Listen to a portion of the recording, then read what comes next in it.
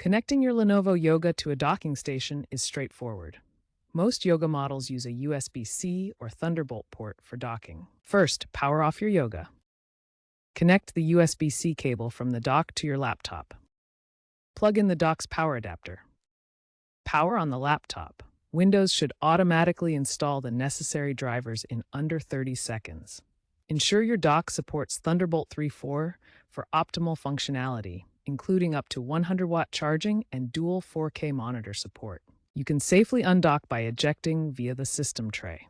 If your yoga doesn't recognize the dock, update your BIOS via Lenovo support or check for firmware mismatches using the Lenovo Vantage app. USB-C has made docks almost universal, with 70% of laptops using them. For older yoga models without Thunderbolt, you'll need adapters, but compatibility gaps can occur, especially with 4K video. Wireless docking is also on the rise, with Wi-Fi 7-enabled docks reducing cable clutter. Expect future docks to be fully wireless, AI-optimized, and include biometric authentication.